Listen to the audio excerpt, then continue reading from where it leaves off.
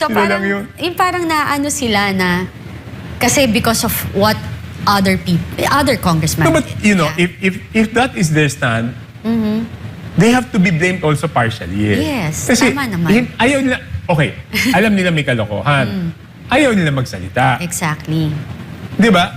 So, kung ganun na nagiging impression ng tao, it's because nananahimik kayo doon sa mga nangyayari. Diba? Ipinla dalawang bagay. Number one, wala naman silang ginagawang masama. Exactly. Diba? Gusto lang nila maiayos yung sistema. Number two, lahat ng mga nakikipag-usap sa akin, pag kinakausap kasi ako na, okay yan yung ginagawa mo, kaya lang, tahimik na lang kami kasi baka pag-initan kami, di ba? Ang sagot ko dyan is, mapapag-initan tayo habang konti tayo. Exactly. Pero pag mas marami tayo na gusto ng tama, imposible naman. Yes. Mahirap pag-initan yung madami. Yes. So, magtiwala lang kayo na mas marami tayong may gusto na gawin yung tama. Tama. Exactly. Diba? At kaya kayo binoto. Hindi, Kasi pag hindi ka magtitiwala na marami sa atin gustong gumawa ng tama, ganyan na magiging problema mo. Yes, And later on, ikaw din masisisi. Diba? So, I mean, syempre, I know it's difficult. That's why patient ako mag-explain sa kanila. Kasi pagkatapos kong mag-question, madami naman sumasabi, okay yan, kaya lang tahimik lang kami. Kayo nang bahala. Well, so, kamusta na po pala ang nangyaring budget or nagaganap na budget ngayon or magaganap na budget sa Kongreso? Nagsimula kami nung Monday. Opo. At may dalawang issue ako na ni-raise doon. Okay. Number one is yung budget ng House of Representatives, yung budget namin mismo. Hindi siya dumadaan sa parehong proseso na pinagdadaanan ng ibang mga ahensya. Okay. Kasi yung ibang mga ahensya, dalawang stage siyang pinagdadaanan nila. Isa yung budget hearing doon sa committee, which is pre-plenary. Ibig sabihin, bago pumasok sa plenaryo. No? At pangalawa is yung sa plenaryo. Kaya question ko, dahil yung budget ng House of Representatives, diretso na sa plenaryo.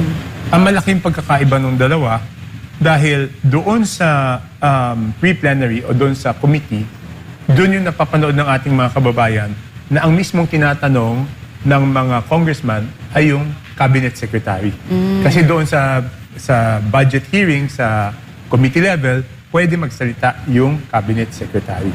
Ngayon, pagdating sa plenary, di ba hindi na pwede magsalita yung cabinet secretary na doon lang sila sa likod at ang sumasagot is yung vice chairman ng Committee on Appropriations na assigned to defend that budget. So bakit napakahalaga ng pre-plenary nila?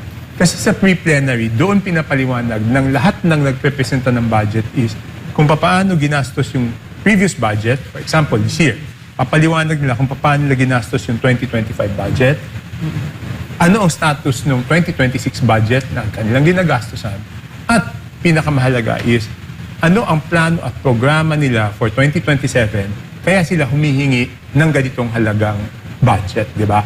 So, parang, I mean, para maintindihan ng ating mga kabayan, parang ano yan parang yung anak mo na magpapasukan, hihingi sa'yo ng panggastos, siyempre ang unang tatanungin mo is, paano ba ginastos yung budget ng isang taon? Allowance, na gano'n. At tapos, sa tanong mo ngayon, kamusta ba yung pag-aaral mo ngayong taong to?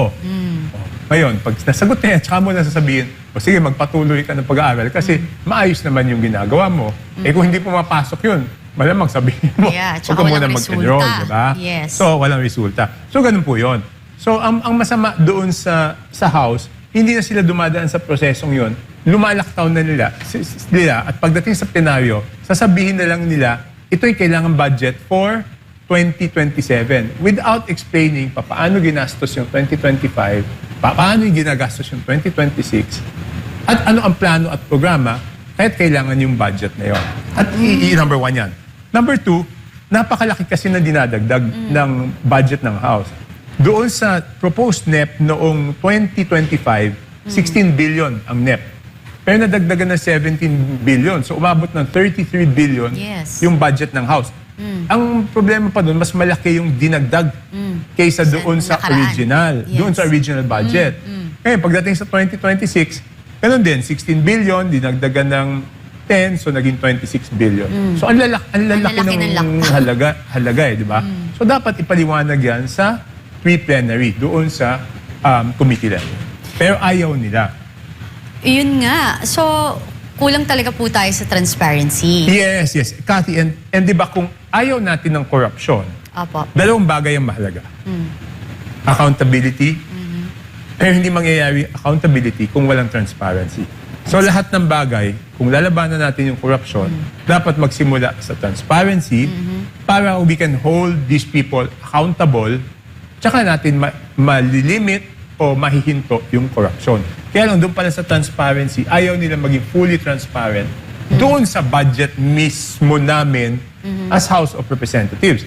Pero gusto nila, yung ibang mga ehensya sumunod sa prosesong gano'n. So may double standards, di ba? Ibig sabihin, dapat pareho ang pamantayan sa sarili namin at doon sa mga humihingi ng budget na maaprubahan doon sa House of Representatives. At dapat mas more nga. Na Hindi, mas tama ka. I mean, at the very least, dapat pantay. Pero since kami ang nag-a-approve, para mas mataas yung moral authority mo, dapat walang double standards. Yes, tama naman po.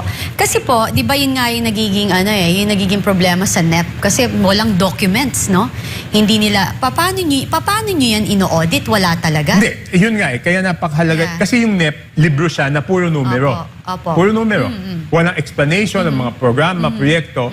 So kaya napakahalaga ng pre-plenary budget dahil magpipresenta Yun yung talaga magpipresent lahat.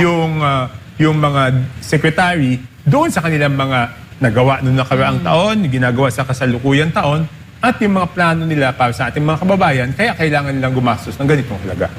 Oh, wow. So kaya dyan po din, Kong Toby, pumapasok yung mga insertions. Hindi, ang later Hindi on pa pa yun. na Later on pa yun. Sa BICAM pa yun. Okay, BICAM sa pa yun. BICAM pa yun. Medyo huli pa yun sa proseso. okay. Ito na, handito pa lang tayo sa step 1. Okay. So ngayon po, pagkatapos yan, ano ho yung susunod na ginagawa ninyo? Kung kunwari, yung sa NEP, paano ho yan, kunwari na pag-uusapan, na aprubahan, tas bago pumunta siya ng BICAM, bago siya So ganito po yan. Ang mangyayari pagkatapos ng number 1 step, no? Committee hearing, budget Yes. briefing. Okay. Number 2 step is yung plenary. Okay? Number 3 step is yung amendments, proposed amendments. Na dati nakatago yung amendments sa small committee. Ngayon, last year, simula nung pinilit natin, ako yung nagpumilit dyan na dapat walang small committee, ipropose yung amendments sa plenaryo. Okay. Pagkatapos ng amendment, pagbubotohan yan ng second reading. Pagkatapos ng second reading, pagbubotohan ng third reading. Okay. At yung resulta nun, yung maa-approvahang version, ang tawag po doon is House General Appropriations Bill. HGAB for short. Yes. Pagkatapos ng HGAB, magpapasa rin yung Senate ng kanilang version. Yung Senate General Appropriations Bill. Yes. No? Since hindi naman siya magiging pareho, lahat naman ng batas na pinapasa na hindi pareho, kailangan dumaan sa BICAM. So kung ano yung mga bagay na magkakaiba, yun ang i-reconcile ng House panel at saka ng Senate panel para mag-agree sila kung ano yung magiging final version ng General Appropriations Bill. Ngayon, pag yung General Appropriations Bill na finalize ng dalawa at nagkasundo sila na yung mga hindi pinagkakasunduan ay mapagtugma nila, yun naman ang papadala sa Malacanang para pirmahan ng Presidente at siya ang magiging General Appropriations Act. Yun po. So mahaba po yung proseso niya. So yung BICAM, papasok siya, yung bicameral committee. Iyan yung maliliit na grupo like yung House of I think Representatives. 11 yata sa House, 11 yata sa Senate. Hindi ko sure yung number kasi never ako naging BICAM eh. So pag More or after less. na, ano una GAA BICAM? Hindi, BICAM muna, Okay, then BICAM muna. Opo. Pag nag-agree sila, yun na magiging General Appropriations Bill. Okay. Pag napirmahan na ng Presidente, tsaka pa lang siya magiging General Appropriations Act.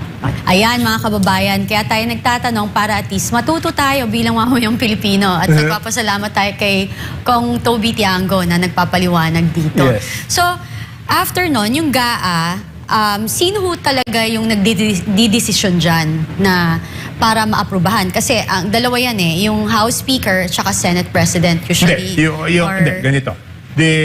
Yung GAA, okay, pag naging General Appropriations Bill siya na dumaan na sa BICAM, Opo. okay, pupunta siya sa Presidente. Okay. Yung Presidente now can check whether meron siyang ayaw na items, pwede niyang i-line item veto. Yun yung ginawa last budget na may mga items doon, tinanggal niya. Nasabi niya, ito, hindi dapat, bago niya pirmahan.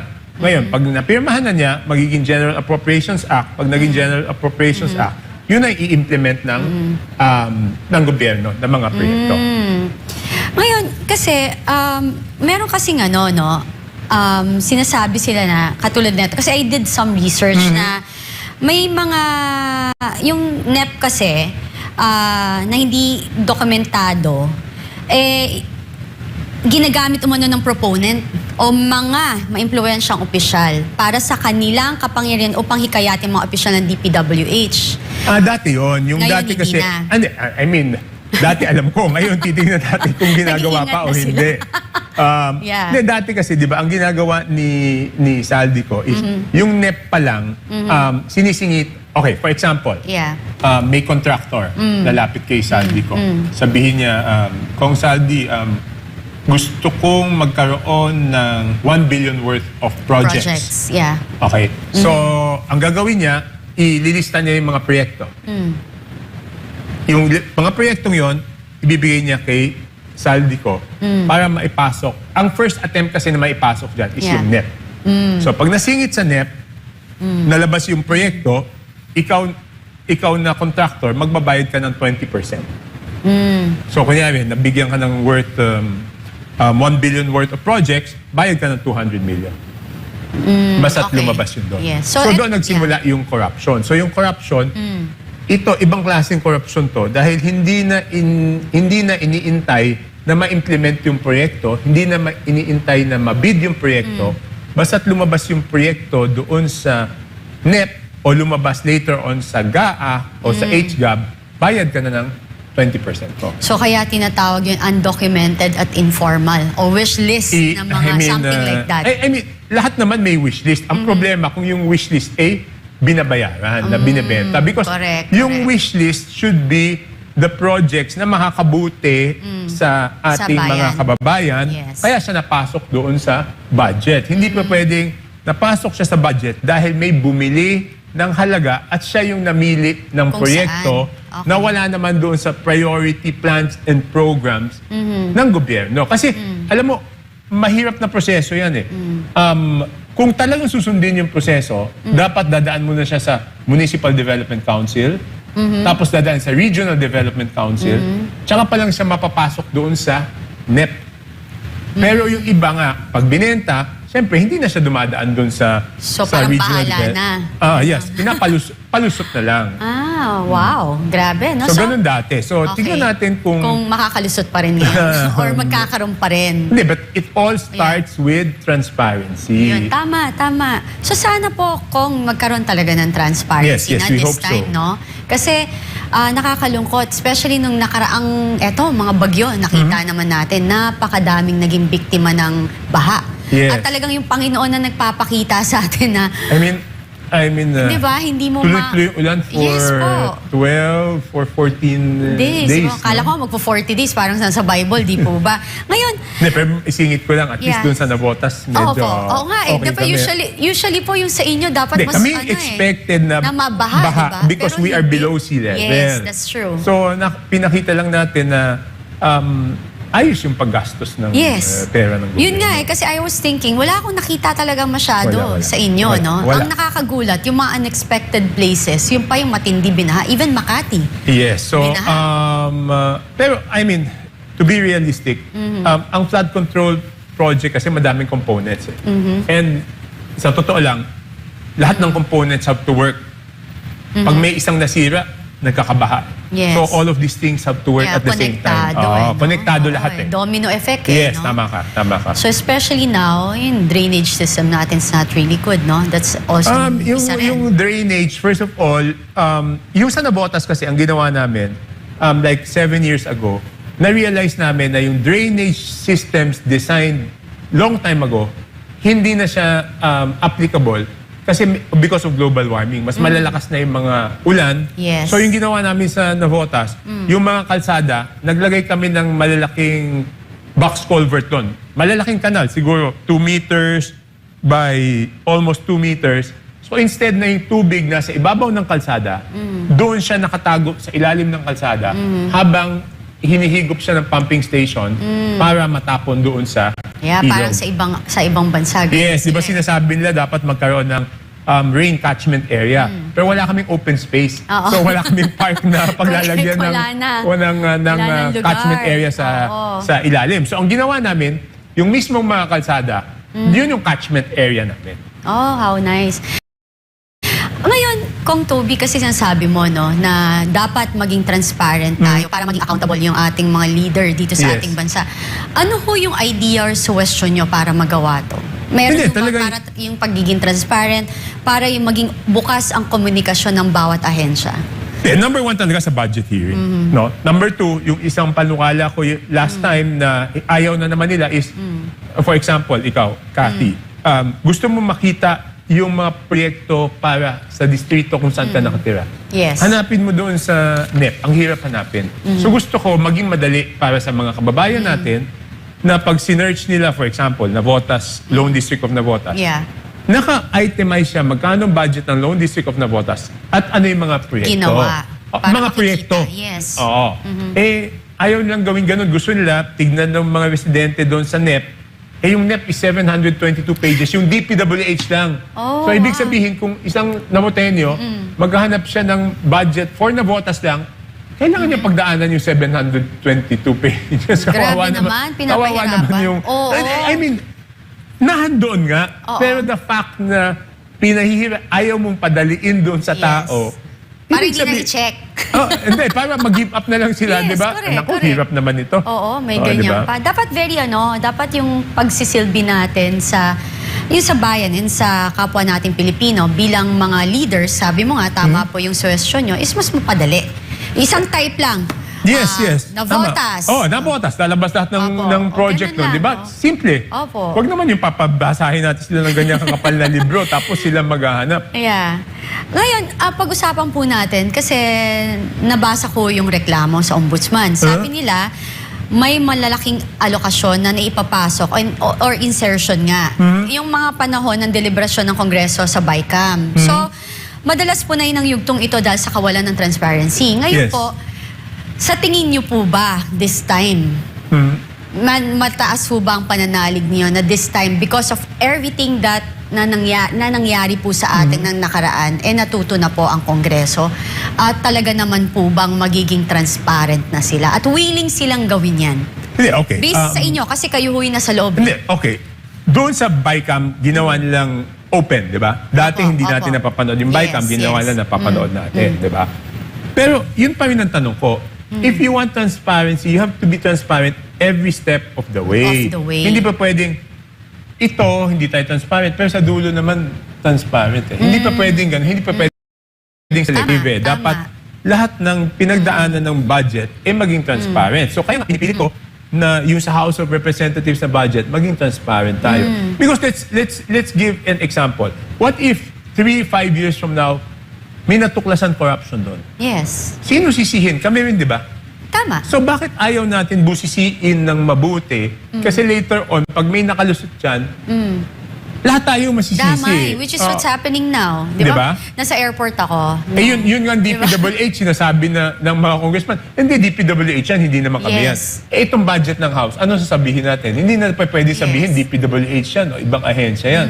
Kasi kami dapat ang nagbusisi ng budget na Walang yun. lusot sa dami niya. Yes, diba? yes. Yun Kung yung gagawin ng mabuti yung trabaho. oo. So basically, you were saying na, okay, transparent tayo sa BICAM, pero merong mga bagay-bagay na parang hindi transparent Yes, yes. along the way. Yes, So, katulad yung sa House, di ba? Opo. Ngayon yung sinasabing natin doon sa per district budget, nahandun nga, pero mahihirapan yung tao. Sino naman magtsatsaga na Oo, tama. ang gusto residente ka ng Navotas, ang gusto mo lang malaman ano yung papagawa. Pagdadaanan mo ba yung 722 pages na ang liit-liit ng font 8 yata yun, o font 10? Parang ayaw talaga pabasa. Halatang-halata naman kayo, di ba? Di ba? Oo. So, kasi maganda naman yun na at least kahit papano, yung BICAM naging open. Kasi dati tinatawag siyang black box eh. Yes. So na hindi mo siya But pwede the problem there is it became open after the corruption. Exactly. Yun Ang nga. gusto natin dito, maging transparent para hindi na umabot sa punto Yeah. na magkakaroon ng korupsyon. Iintayin pa ba natin yung korupsyon sa House? Saka na naman Saka tayo. natin sasabihin, ay, ganito pala dapat ginawa Yeah. natin. Parang nangyayari ngayon, selective nga. O sige, transparent tayo sa BICAM, pero in between may itatago pa rin. Yun ang problema. So eventually, pag nagka-problema, lulusot. Paano mo lulusutan? yun ang sasabihin nila na, Diba? Paano mo i-explain? So, whoever did that, sila dapat yung responsible. Yes, Who correct. decided it. Correct. Di po ba? So, marami yung kasing ngayon, marami yung kasing nakaraang budget, mga kickbacks, yung DPWH, mga secret deal, under the table. So, kung kayo po, sa nangyari, dahil kayo kitang-kita nyo at matagal na rin po kayo naging congressman, no? Ano ho ang solusyon na suggest nyo sa Kongreso para, di ba, may narinig nga ako when I was in the airport, may narinig ako na parang may kamag-anak siyang congressman. Sabi daw ng ng kamag-anak niya, ngayon lang ako naging congressman na nahihiya ako. Kasi kahit wala kayong katulad nyo, wala kayong kasalanan, damay lahat. ako di ako nahiya maging Oo. congressman. Kasi May mga wala ganun, naman akong... wala kang kasalanan. Sila lang oo. yun, di ba? So Sila parang, lang yun. yung parang naano sila na, kasi because of what other congressmen No, but did. you know, Yeah. if that is their stand, they have to be blamed also partially. Yes, Kasi tama naman. ayaw nila, okay, alam nila may kalokohan. Ayaw nila magsalita. Exactly. Di ba? So, kung ganun na nagiging impression ng tao, it's because nananahimik kayo doon sa mga nangyayari. Kalokohan. Di ba? Actually, hindi ko nga maintindihan, Kong Toby, no? Katulad ninyo, marami rin naman kayong kaibigan dyan. Bakit ho natatakot ang mga kongresistang magsalita? Kunwari, ako ganito na lang kasimple. Ang Pilipino, mapagpatawad, basta't maging totoo ka. Yes. Di po ba? Kung may kasalanan ka, katulad ng sinasabi nila na yung iba na iniipit, hindi binibigyan ng budget, kaya kailangan nilang manahimik, or ginamit lang para daanan yung distrito nila para daanan ng pondo. Daanan. Yung Di po tinatawag ba? nila, yan ang tinatawag nilang either sagasa o parking. Yes. Sagasa, So, pag hindi ka wala lang. kinausap. Yes, diretso. Parking, pag kinausap ka. Kinausap ka. So, sana, katulad yan, darating na malapit na ang 2028, no? Patapos na ang taon ulit, Yes. 2027 na. Ang bilis ng panahon. Oo, mabilis ang panahon. So sana sa ngayon pa lang, end of the year, magsalita na sila na, patawarin niyo ako kasi kasi dalawa yan eh. Ako, in a way, naiintindihan ko na especially mga walang pera talaga. Kayo, may pang-abono kayo. Hindi naman. Oo, so sila, nahihirapan sila kasi hindi sila makapag-deliver. Kasi wala silang... I accept that, no? I Yeah. accept that. I accept the political reality na kasi yun ang problema eh. Iniisip nila pag nagsalita sila is baka balikan sila. At mahirap talagang, mahirap, no? Pinagdaanan ko to in the past. Yung pag hindi ka kakampi ng administrasyon, mahirap talaga. Because hindi lang ikaw yung pinapahirapan. Pati yung constituent. Yung constituents mo, no? Yeah. For example, kung yung mga constituents mo ay hindi makakuha ng guarantee letters, masakit yun para sa Yes. sa congressman because makikita mo, yung ibang distrito, natutulungan niya yung mga kababayan niya may sakit. Pero ikaw mismo na congressman, parang ang sakit na pag lumapit sa iyo yung... wala kang maibigay. Walang maibigay na guarantee. Yung guarantee letter sa akin yun yung pinaka-importante. Because yun... Correct. Medicine and Yun talagang nasa ospital. Yes po. So, at alam naman natin, kahit yung may kaya, minsan nauubos yung ipon Yes, dahil exactly. sa pag-na-hospital. No? Paano pa yung mahirap natin kababayan? So, alam ko yung naiisip nila. No? Pero dapat din naman nila isipin nila dalawang bagay. Number one, wala naman silang ginagawang masama. Exactly. Diba? Gusto lang nila maiayos yung sistema. Number two, lahat ng mga nakikipag-usap sa akin, pag kinakausap kasi ako na, okay yan yung ginagawa mo, kaya lang, tahimik na lang kami kasi baka pag-initan kami, di ba? Ang sagot ko dyan is, Mali yun eh. mapapag-initan tayo habang konti tayo. Exactly. Pero pag mas marami tayo na gusto ng tama, imposible naman, Yes. mahirap pag-initan yung madami. So, Yes. magtiwala lang kayo na mas marami tayong may gusto na gawin yung tama. Tama. Exactly. Diba? At kaya kayo binoto. Hindi, Kasi pag hindi ka naniniwala yung magtitiwala mga tao na marami sa atin gustong gumawa ng tama, ganyan na magiging System. problema mo. Yes, And yes. later on, ikaw din masisisi. Di ba? So, I mean, syempre, I know it's difficult. That's why patient ako mag-explain sa kanila. Kasi Yes. pagkatapos kong mag-question, madami naman sumasabi, okay yan, kaya lang tahimik lang kami. Kayo nang bahala. Well, ako kasi, sa akin kasi, Kong Toby, nung nangangampanya ka at tumatakbo ka, ang dami mong pinangako sa tao. Yes. Na dapat ang loyalty ng bawat politiko ay sa mamamayang Pilipino, hindi sa iisang tao lang. Yes, At correct. I think you said that one time also. Yeah, but na your the problem loyalty is, will not- madami din silang pinangako na tutulong sa mga Yes. kababayan, di ba? Oh, kaso Marami rin hindi- silang pinangako na gagawin proyekto. Pag naipit ka, lahat yun mawawala. So, ang sisisihin nung I mean, I'm not defending them. Yes, Ang yes. sinasabi ko lang, yung mga nananahimik, ang sisisihin ng kanilang mga constituents, sila hindi naman yung nang ipit Yun ang problema Kaso ang problema doon, Kong Toby, kasi nga hindi sila nagsasalita. Yun ang problema. Diba? Ngayon, pag magsalita sila na pagpasensya, live or whatever, na pasensya na kayo kasi iniipit po tayo, di ba mas maintindihan sila ng kanilang constituent at iboboto sila. Ngayon, paano ko kayo iboboto? Ako ganun. I mean, in the past, there are so many times na hindi ko kakampi ang administrasyon. Sinasabi ko sa mga kababayan, Yes. pasensya na po. Oo, Medyo iniipit tayo. Dahil, sasabi ko exact instant. Yes. Kasi Yung sa totoo. tingin ko, mali ito. Nanindigan ako. Syempre, kung nanindigan kami, may hindi lang ako yung Yes. naparusahan. Pati kayo, pasensya na po. I mean, doon Mas confident maintindihan ako. ka nila. Doon Oo. confident ako. Yes. Maintindihan basta't sabihin lang yung Honest. totoo. Yun nga, yung doon mo ulit pumapasok yung transparency. Kasi I've been through that a lot of times. Ganun. Yeah. Explain lang. So, yun na nga yun ako naniniwala rin ako doon. Kasi nakikita naman ng tao kung gaano ka-agresibo yung nangyayari right now, no? No, it's not specific to any Yeah, administration. yes, Sinasabi ko, ang problema sa atin, this has been, parang nakasanayan na yan Cycle na. Cycle na Yeah. yan. Pag hindi ka kakampi ng administrasyon, medyo, siyempre, mahirap talaga humingi ng extra. Mas konti yung madadala mo sa distrito. Actually, unfair yan Kasi you are, binoto kayo. Yes, we know it's unfair, but the Diba? reality is But in matagal reality, it's really matagal happening. nang iba yung dapat, iba yung realidad Sabi nga nila, yung dapat, nararapat at hindi dapat, 'di ba? Okay.